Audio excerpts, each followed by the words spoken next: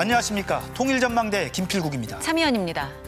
유난히 긴 장마에 곳곳에서 비 피해가 속출했습니다. 네, 그런데 다음 주에도 비가 계속될 거란 예보에 우려가 커집니다. 네, 북한에도 연일 폭우가 쏟아졌다고 하는데요. 비가 많이 올 때마다 큰 피해를 입었던 만큼 이번에도 피해가 적지 않을 것으로 보이는데요. 최유찬 기자, 북한 상황은 어떤가요? 네, 북한도 말 그대로 초비상 상태입니다. 시설물이 파괴되는 등 여러 피해도 발생했습니다. 대부분 지역에서 폭우와 많은 비가 내려서 도로와 철길들이 파괴되고 농경지들이 침수되는 등 일정한 피해를 받고 있습니다. 평양시 사동구역에서는 불어난 물에 농경지가 잠기기도 했고요. 어제 하루 동안만 해도 117mm 이상 내렸습니다. 그래서 이렇게 보다시피 이 낮은 지대에 있는 작물들이 피해를 받고 있습니다. 강원도 금강에선 물바다로 변한 도로에서 바퀴가 절반 이상 물에 잠긴 채 버스가 힘겹게 오가는 모습이 보도되기도 했습니다. 김정은 위원장이 수해 현장을 찾아서 지원 대책을 내놓기도 했다고요? 네, 김 위원장은 황해북도 대청리 수해 현장을 방문해 자신 몫의 예비 양곡과 물자를 수재민 지원에 쓰도록 지시했습니다. 이 일대에선 폭우로 제방이 무너져 주택 179동이 붕괴되고 590만여 제곱미터의 논이 침수됐는데요. 김 위원장은 피해 복구를 위해 군대를 동원하겠다고 밝히기도 했습니다. 인민군대에서 필요한 역량을 편성하여 긴급 이동 전개시키며 군 내 인민들과 함께 파괴된 산림집과 도로, 지대정리 사업을 선행할 때 대하여 지시하셨습니다. 북한에는 비가 얼마나 온 거죠? 네, 지난 1일부터 6일 동안 강원도 평강군, 금강군에는 800mm가 넘게 내렸습니다. 평균 강수량이 960mm, 한해평균 강수량이 거의 만봉이 비가 내린 거죠. 황해도와 평안도 일대에도 600mm 이상이 쏟아졌습니다. 평양을 가로지르는 대동강에 홍수경보가 발령되기도 했다면서요? 그렇습니다. 대동강뿐 아니라 평안북도를 지나 황해로 흐르는 청천강과 개성 일대를 지나는 예성강에도 홍수경보가 내려졌습니다. 북부족 지역들에서는 300mm 내지 500mm까지도 300mm 이상의 매우 많은 비가 내릴 것으로 예견됩니다. 그래서 대동강 주역, 청천강 주역, 내성호, 윤백호, kum야호에서 이제 그 수위가 높아져서 이제 경고 수위를 초과하게 되고. 지난 2007년엔 대동강 범람으로 평양 시내가 침수돼 상당 부분의 도시 기능이 마비되면서 남북 정상회담이 연기됐었는데요. 당시 이 일대에 내린 비는 평균 524mm. 그런데 이번에 대동강 상류에서 멀지 않은 운산의 강수량이 560mm가 넘습니다. 그렇다면 이번에는 피해가 더 클지도 모르겠군요. 네, 그래서인지 이 대동강 물길을 관장하는 곳이죠. 미림 간분사업소에도 비상이 걸렸습니다. 수위를 지속적으로 감시하고 바뀌는 상황에 대응할 수 있도록 동원 체계도 준비하고 있습니다. 수위에 따르는 발전기 조작을 정확히 하고 사고가 없도록 대책하고 있습니다. 네, 대동강도 그렇지만 예성강에 홍수경보가 내려진 것도 상당히 민감하겠습니다. 예성강은 북한 최대 쌀 생산지 황해도의 주요 물길인데요. 범람한다면 올해 쌀 수확에 큰 타격을 입을 수밖에 없게 됩니다. 올해 강수량이 대단히 많은 걸로 됩니다. 이틀만 물에 잠겨도 비 소출이 40%가 떨어지게 됩니다. 비가 매몰되거나 넘어지는 같은 이런 피해를 제대로 줄이도록 하는 것이 중요하다고 볼 수 있습니다. 북한은 일단 그제 오전 폭우 경보를 해제하긴 했지만 여전히 긴장의 고삐를 늦추진 못하고 있습니다. 사실 장마를 앞두고 북한도 많은 대비를 했잖아요. 네, 여러 차례 수해를 입었던 만큼 올해는 2달 전부터 일찌감치 홍수 대비 총괄 조직을 꾸려서 예방에 나섰습니다. 방송에선 뉴스 외 시간에도 자막으로 기상 상황을 전하며 대비를 당부했고요. 특집 프로그램을 편성해서 농업, 축산과 관계, 운수 부문 등에 대한 대책도 강조했습니다. 하지만 20일 넘게 이어진 장맛비에 북한이 아직 공식적으로 밝히고 있진 않지만 피해는 상당할 것으로 보입니다. 네, 그렇군요. 그런데 북한은 코로나19 방역에도 총력을 기울이는 상황이죠. 네, 봉쇄한 개성을 지원하는 방안도 나왔다면서요? 네, 지난 5일 김정은 위원장 주재로 당 중앙위원회 정무국 회의를 열어서 개성의 식량과 생활비를 특별 지원하기로 했습니다. 북한이 정무국 회의 내용을 공개한 건 이번이 처음인데요. 월북한 탈북민의 코로나19 감염이 의심된다며 최대 비상체제로 전환한 이후 개성의 생필품과 방역 물품 55만 점이 긴급 수송됐다는 내용도 전했습니다. 네, 북한 권력 서열 3위 박봉주 국무위원회 부위원장은 남포를 방문했다고요?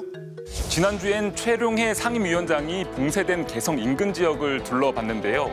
지난 4일엔 박봉주 부위원장이 남포항을 찾아서 방역 실태를 점검했습니다. 항만 작업에서 방역 규정을 더 엄격히 시행하도록 사업을 치밀하게 짜고 들어서 악성 전염병의 유입을 철저히 차단할 데 대해서 강조했습니다. 남포항은 외국 선박이 많이 드나드는 최대 무역항인데 행여 외부에서 코로나19가 유입되는 걸 차단하겠다는 의지로 보입니다. 고위급 인사들이 차례로 나서며 방역을 강조하고 있군요. 네, 북한은 여전히 코로나 청정국이라 주장하면서도 방심하면 안 된다며 경계심을 더 높이고 있습니다. 설마 악성 비루스가 우리 단위, 우리 가정에까지 침습하겠는가고 스스로 위안하고 해석하는 관점이 조금이라도 머릿속에 지배한다면 그 후과는 돌이킬 수 없습니다. 마스크 착용 등 방역 활동도 계속 강조하고 있는데요. 경제난에 코로나19, 여기에 장마 피해까지 더해지면서 삼중고를 겪고 있습니다. 네, 최유찬 기자 잘 들었습니다.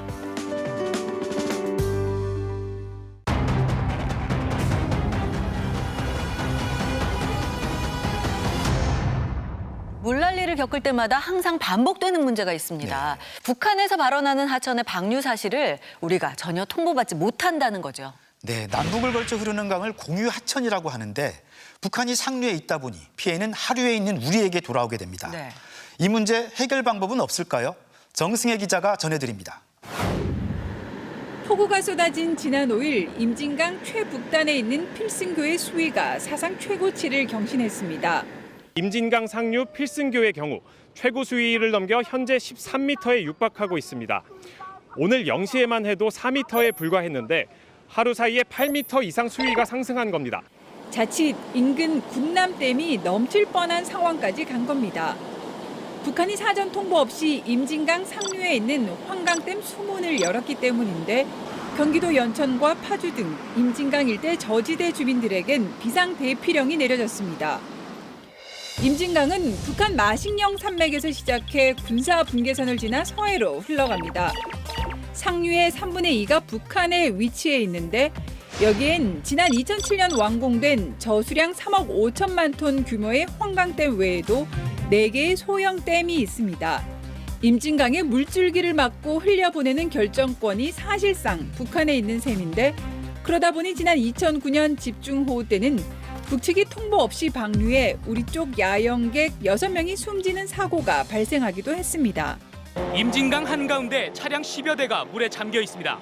텐트를 치고 야영을 하던 직장 동료 5명이 갑자기 불어난 물에 휩쓸려 실종됐습니다.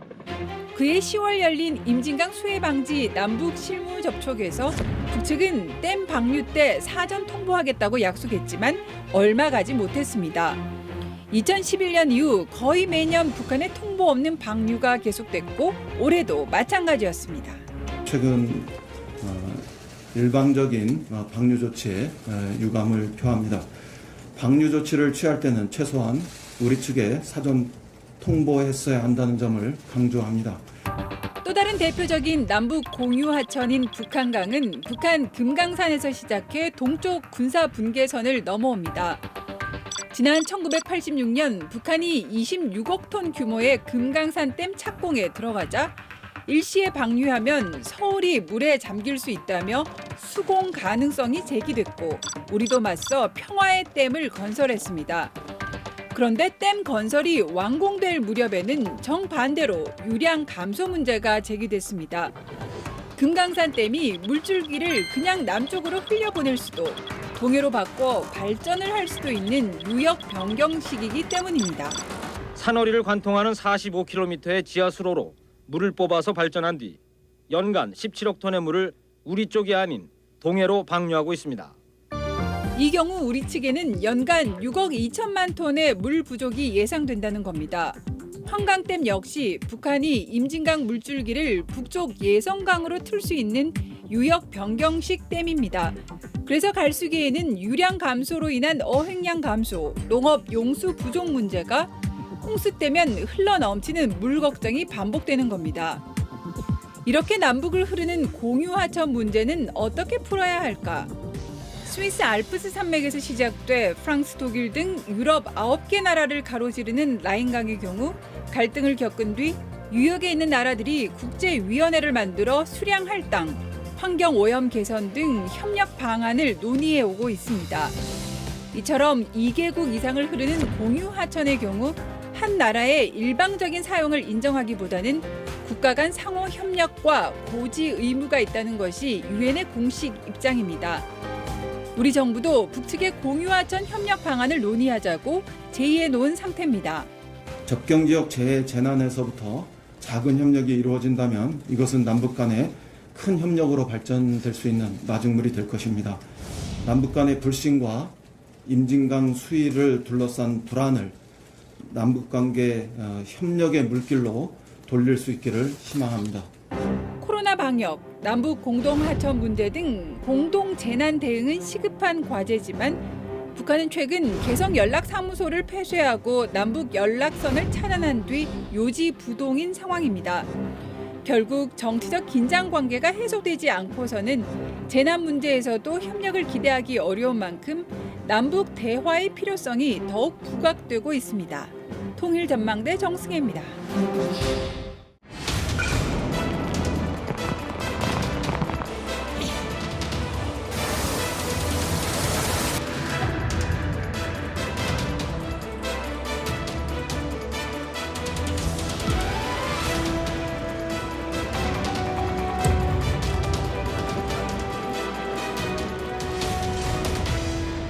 이번 장마 길어도 너무 길고 또 쏟아지는 비의 양이 엄청납니다. 여기저기 피해도 눈덩이처럼 불어나서 걱정입니다. 네, 그렇죠. 마치 하늘에 구멍이 뚫린 것 같은데요. 그런데 북한 하늘 역시 마찬가지인 것 같습니다. 북한의 상황 어떤지 궁금한데요. 오늘 도움 말씀 주실 두 분이죠. 조충희 씨 그리고 강미진 씨입니다.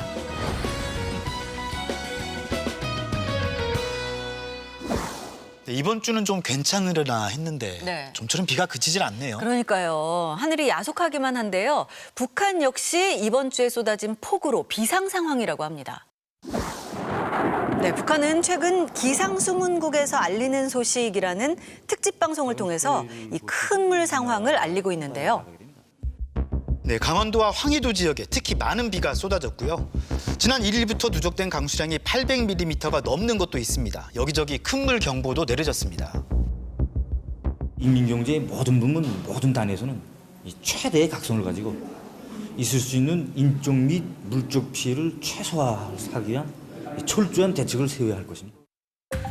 북한에서는 한꺼번에 많이 오는 비를 무더기비라고 합니다. 한꺼번에 많은 비가 이렇게 쏟아지게 되면 피해는 상상을 할 수 없을 만큼 배로 불어날 거다. 이렇게 걱정을 하고 있더라고요. 네, 걱정인 게요. 그래도 특히 황해도 하면 북한의 곡창지대 아닙니까? 그렇죠. 그쪽이 이제 북한의 제일 큰 곡창지대죠.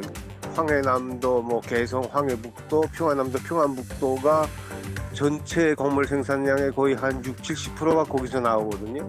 다음 해 북한의 식량 생산에 이제 엄청난 타격을 줄 수 있다는 거죠. 황해도 지역이 비 피해에 더 취약한가요? 특히 황해도, 평안도 이쪽은 관수 체계는 그런 대로 좀 되어 있는데 배수 체계가 안 되어 있어가지고 이번에 피해가 클 것으로 지금 예견이 됩니다.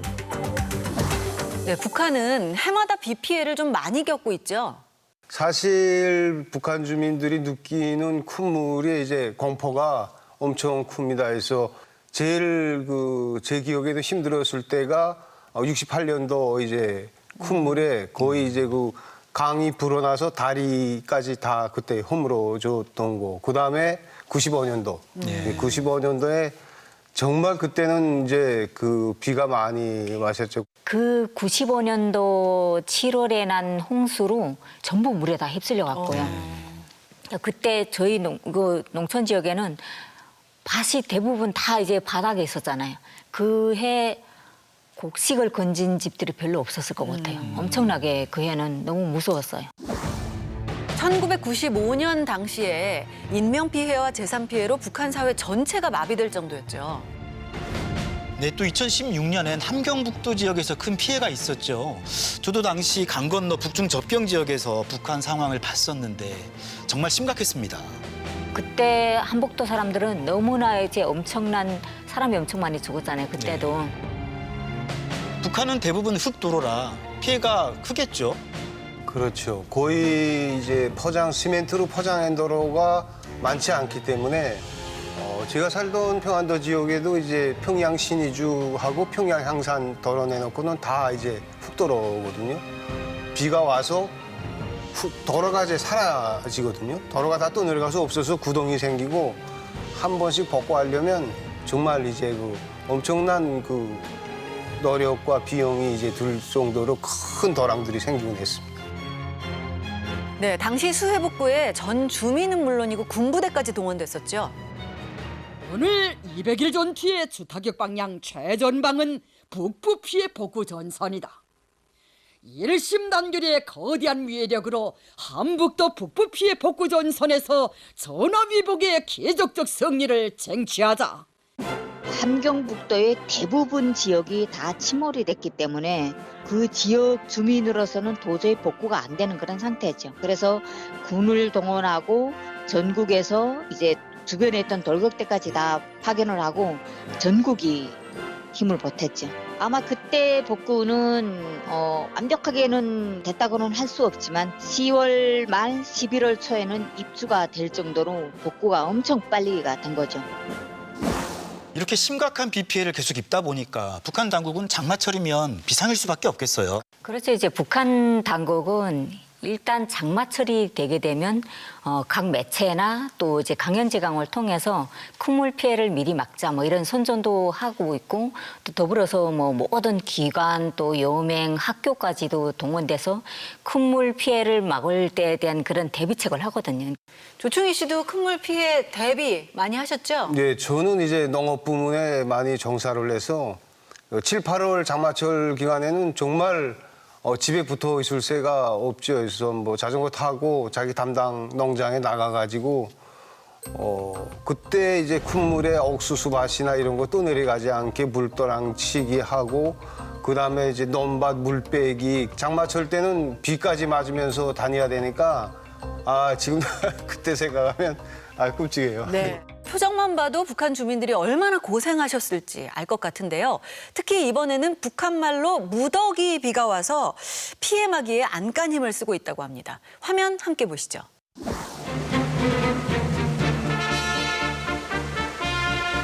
여러분, 지금 전국 각지에 폭우를 동반한 많은 비가 내리고 있습니다.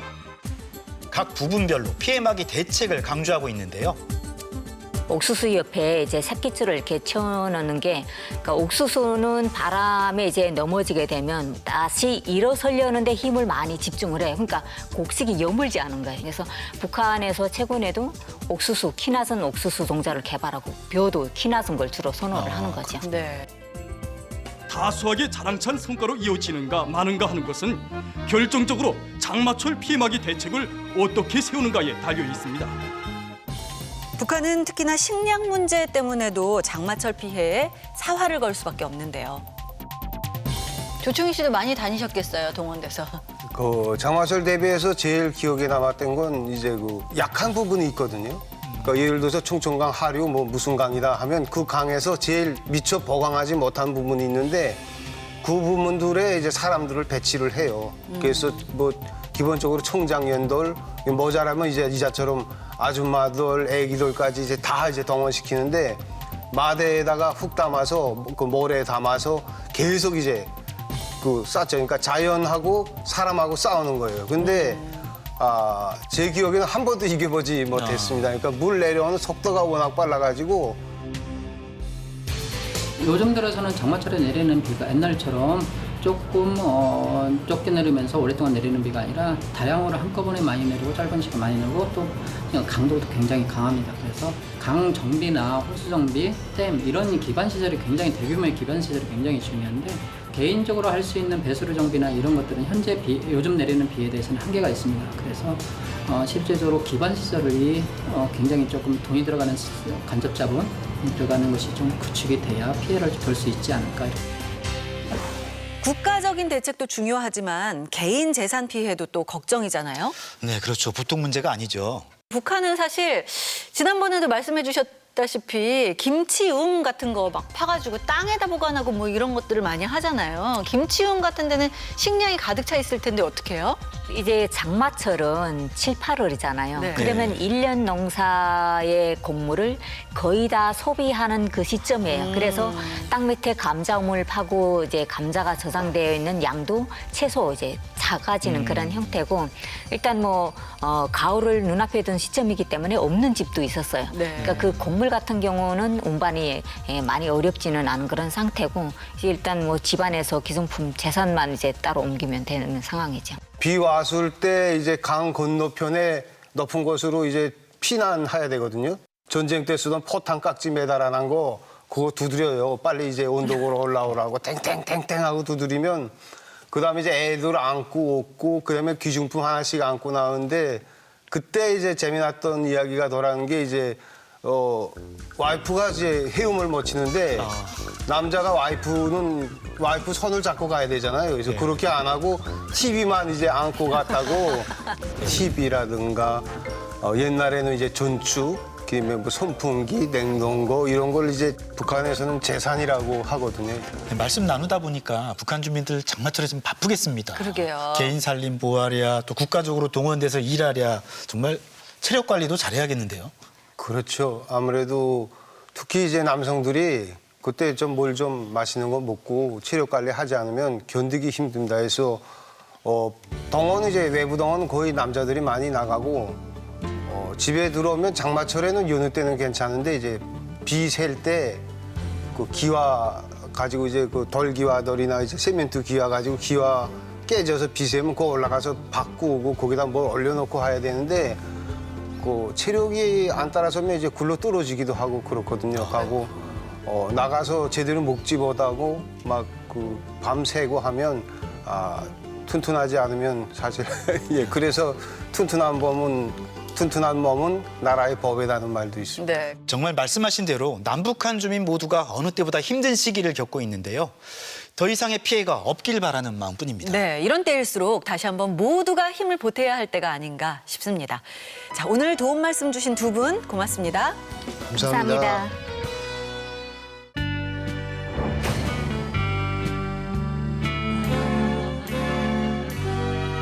목포의 눈물 젖은 두만강. 이 노래들의 공통점. 눈물이라는 말이 들어가는 것 외에도 바로 일제강점기에 불렸던 노래라는 건데요. 네, 북한에서도 이런 노래가 불리고 있을까요?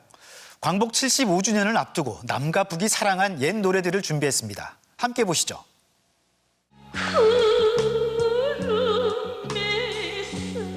북한 영화에 등장해 이슈몰이를 했던 한 곡의 노래. 이 노래의 정체는 바로 홍도야 우지 마라. 홍도야 우지 마라. 한때 대한민국을 사로잡았던 드라마 아들과 딸에서 백일섭 씨가 불러 인기몰이를 했던 곡인데요. 노래빨도 이렇게 안 받은디요. 그치 오빠가 있다.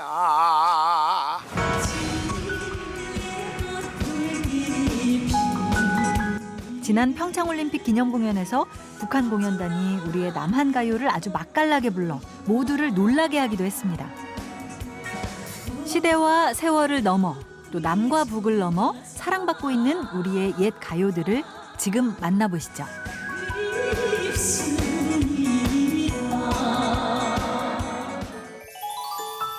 우리의 옛 가요를 만나러 온 이곳은 한글박물관이네요.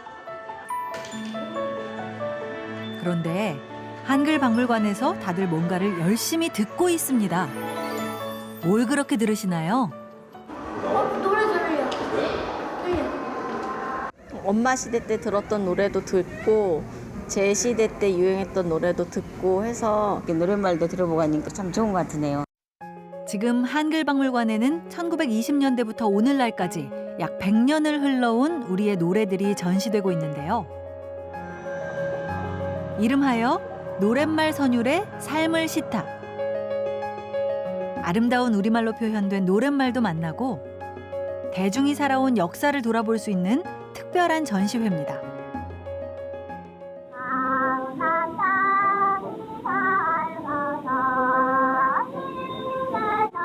지금 흘러나오는 이 곡 혹시 아시는 분 계세요? 대한민국 최초의 창작 대중가요 낙화유수입니다.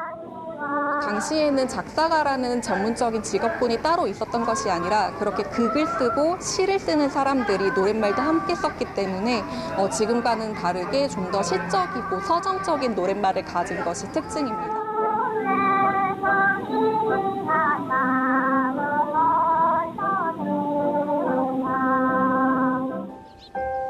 이 시대의 노래들 정말 한편의 시 같죠?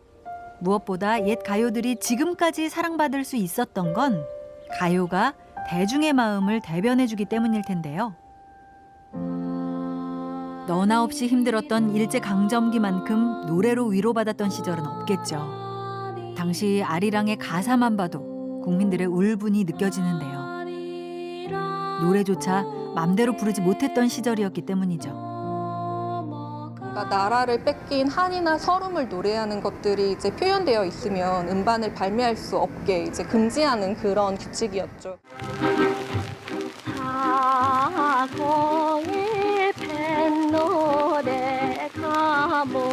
일제강점기, 일본의 감시를 피해 사람들의 마음을 어루만져 줬던 이 곡.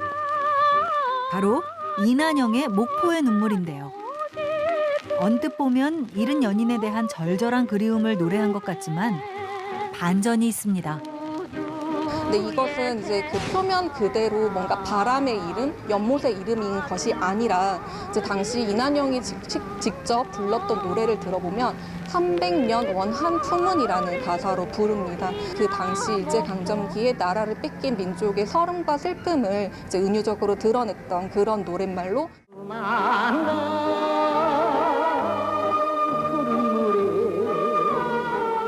일제의 압제와 착취에 괴로워 나라를 떠날 수밖에 없었던 마음은 눈물 젖은 두만강이 되었죠. 그런데 일제강점기 시대의 노래들이 북한에서도 사랑받고 있다는 사실 아시나요?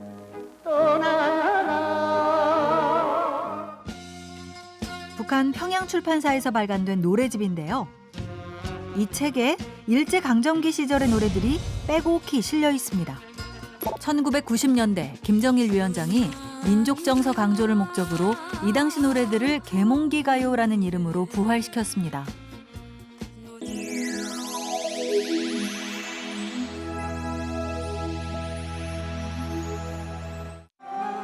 김정은 위원장 시대에는 북한 방송에 계몽기 노래들을 소개하는 감상 시간까지 마련해 당시 노래들을 보급했습니다. 그러나 사실 이 노래들이 순환기가 없었던 건 아닙니다. 북한은 분단 이후 이 노래들을 퇴폐적이라는 이유로 금지시키고 새로운 사회 건설을 위한 혁명가요를 만들어 권장하기도 했는데요. 국민들이 너무 많이 부르니까 이걸 금지해봤자 오히려 더 악영향이 나서 그걸 좀 풀어준 그 효과로 나타난 게 아닌가라는 생각이 드는 거죠. 그리고 찾아온 또 한 번의 아픔. 전쟁은 노래도 갈라놨습니다.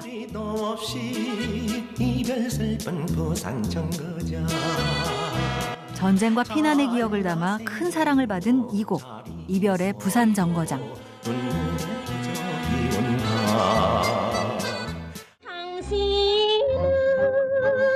철사든 못해서 꺾고 채로 뒤돌아보고 또 돌아보고 공산당에 끌려가는 가족들을 지켜보는 애달른 마음을 노래한 단장의 미아리 고개. 남한만이 분단의 아픔에 괴로워하며 이 노래를 불렀죠.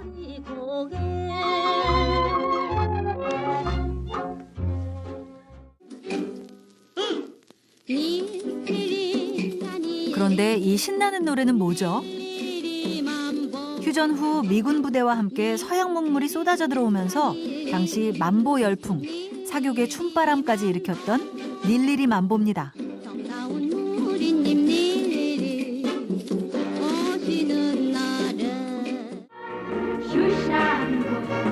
미군들의 구두 닦기 소년들을 노래한 슈샤인보이도 인기 최고. 괴로울 때나 즐거울 때나 우리의 삶과 함께한 노래. 노래를 통해 우리의 역사를 만날 수 있었던 시간 여행 어떠셨나요? 한글이 어떻게 만들어지는지 보는 거랑 막 노래 어떻게 바뀌었는지 보는 거 이런 거 보는 게 되게 재밌었어요. 가족들끼리 한 번씩 꼭 와봤으면 하는 공간인 것 같습니다. 시대와 세월이 지나도 우리의 옛 노래들이 사랑받을 수 있는 이유. 일제강점기, 광복, 한국전쟁, 휴전, 그리고 오늘날에 이르기까지. 바로 노래 속에는 우리나라의 역사, 그리고 그 시절을 함께한 민족의 삶이 고스란히 녹여져 오늘을 사는 우리에게도 울림을 주고 있기 때문이겠죠.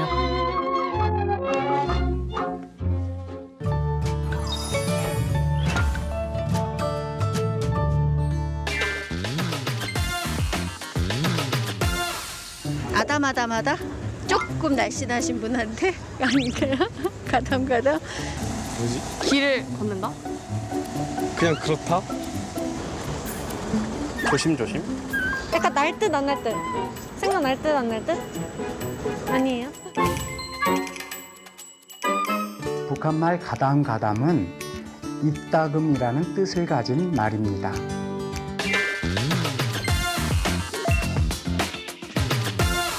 부드러운 느낌을 주는 것 같아서 좀 귀여운 것 같아요. 가담가담. 생소해서 그렇지 막상 들으면 그분들이 무슨 뜻으로 얘기하는지는 알 것 같아요. 그래도 같은 민족 사람인데 뜻은 똑같더라도 말이 이렇게 다르다는 게 좀 신기한 것 같아요. 오늘은 남과 북의 비 피해 소식을 많이 전해드렸는데요. 어제가 가을이 시작된다는 입추였는데도 아직까지 장마가 끝나지 않았다는 건 매우 이례적인 일이라고 합니다. 네, 폭우 피해가 컸던 만큼 복구에도 많은 시간이 걸릴 것으로 우려되는데요. 모두 힘내시길 바랍니다. 네. 통일전망대는 여기서 마치겠습니다. 고맙습니다.